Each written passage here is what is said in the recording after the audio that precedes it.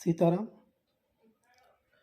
आज मैं आपके सामने एक विषय लेकर आया हूँ और ये विषय है कुल देवी देवता कौन है और कुल देवी देवता का क्या महत्व है। सभी लोग अपने कुल देवी देवताओं के विषय में जानते होते हैं। कई लोग ऐसे भी होते हैं जो हमें मैसेज करते हैं, हमें कॉल करते हैं और बताते हैं कि गुरुजी हमें कुल देवी देवता का पता नहीं है। हमारे पूर्वजों ने हमें कभी बताया ही नहीं कि हमारे कुल देवी देवता कौन है। तो असल में बहुत सारे लोग ऐसे हैं जिनको अपने कुल देवी देवताओं के विषय में नहीं पता है।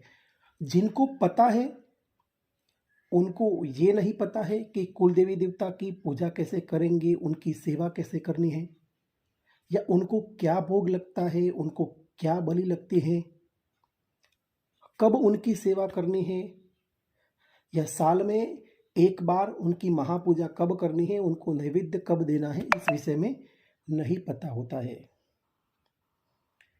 तो आज इसी विषय पर हम बात करेंगे कि कुल देवी देवता कौन है और उनका हमारे जीवन में क्या महत्व है। साथ ही साथ हम ये भी चर्चा करेंगे कि कुल देवी देवता का तंत्र में क्या महत्व है और उनकी तंत्र में क्या भूमिका है।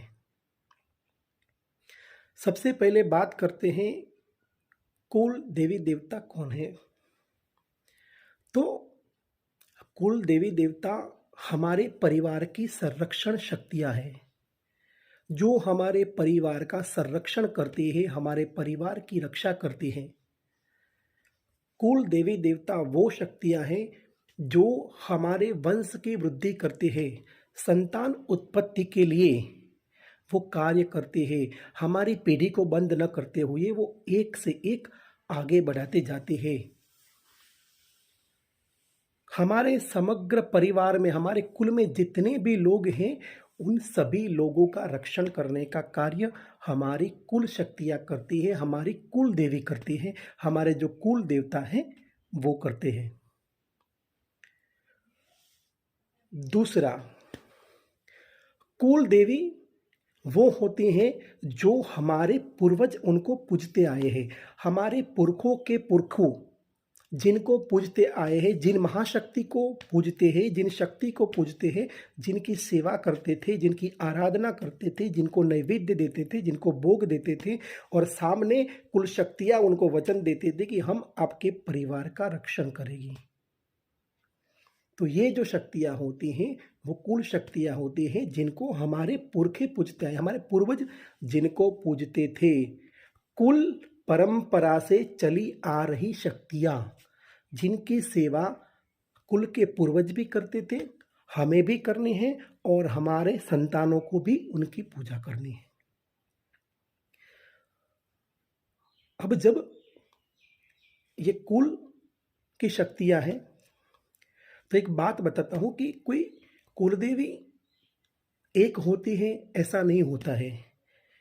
कई ऐसे परिवार हैं जिनमें एक से ज़्यादा कुलदेवी होती हैं, क्योंकि परिवार के जो पूर्वज होते हैं, जो पुरखे होते हैं, या उस समय जो स्थिति होती है उसी अनुसार एक शक्ति घर में है, दूसरी शक्ति भी घर में लाई जा सकती है, दूसरी शक्ति को पूजा जाता है। तब एक से लेकर दो कुल शक्तियाँ हो सकती हैं, कुल देवता भी एक से ज़्यादा हो सकते हैं। मगर ये बहुत कम जगह देखने को मिलता है जहाँ एक से ज़्यादा कुल देवी या एक से ज़्यादा कुल देवता होते हैं। ज़्यादातर घरों में एक ही कुल देवी और एक ही कुल देवता होते हैं, और ऐसा भी नहीं है कि कुल देवी और कुल देवता दोनों होने जरूरी है। अकेली कुल देवी भी हो सकती है, अकेले कुल देवता भी हो सकते हैं। ये सारा सिस्टम पूर्वजों से चला आता है, और पूर्वजों ने हमें जो दिया है हमें उसे ही आगे बढ़ाना है। अगर हमारे परिवार की एक ही कुल देवी है तो उनकी ही सेवा करनी है, अगर दो कुल देवी हैं तो दोनों की सेवा करनी है, अगर एक कुल देवता है तो उनकी सेवा करनी है, कुल देवी और कुल देवता दोनों हैं तो दोनों की सेवा करनी है। अब आपको एक बात समझ में आ गई कि कुल देवी कौन है और वो क्या कार्य करती हैं। तो कुल देवी कुल परिवार का रक्षण करती हैं। घर में अगर कोई नकारात्मक शक्ति आती है तो कुल देवी उसको दूर कर देती है। वो नकारात्मक शक्ति को घर में आने से रोकने का कार्य कुल देवी करती है। किसी व्यक्ति ने कोई अभिचार कर्म किया है, कोई प्रेत बाधा हमारे घर में आ रही, तो उसको रोकने का कार्य कुल देवी करती हैं या कुल देवता करते हैं। घर में कोई विपत्ति आने वाली होती है तो उस विपत्ति से रक्षा करने का काम कुल देवी और कुल शक्ति करती है। व्यक्ति को अगर कोई नुकसान होने वाला होता है, वो नुकसान से बचाने का कार्य कुल देवी या कुल शक्ति करती है। बहुत सारे ऐसे किस्से देखे गए हैं जहां कुल शक्तियां इस प्रकार से रक्षण करती हैं कि वो कोई चमत्कार से छोटी घटना नहीं लगती है। तब हमें एहसास होता है कि कुल शक्तियां कितना बड़ा बड़ा काम करती हैं। वो घर का ऐसा संरक्षणात्मक चक्र है जिसे तोड़कर कोई भी शक्ति का घर में आना संभव नहीं है। ये बड़ी से बड़ी शक्तियों को घर से दूर भगा देती है। कोई बड़ी से बड़ी शक्ति अगर घर में आने की कोशिश करती है तो उसे भी वो घर से बाहर निकल देती है, वो घर में नहीं आने देती है।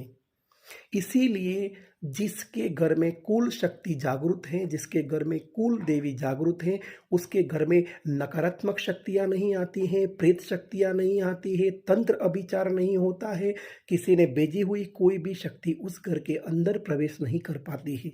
इसीलिए कुल शक्ति को जागृत करना या कुल देवी को प्रसन्न करना अत्यंत जरूरी कार्य है। इस बात को याद रखना।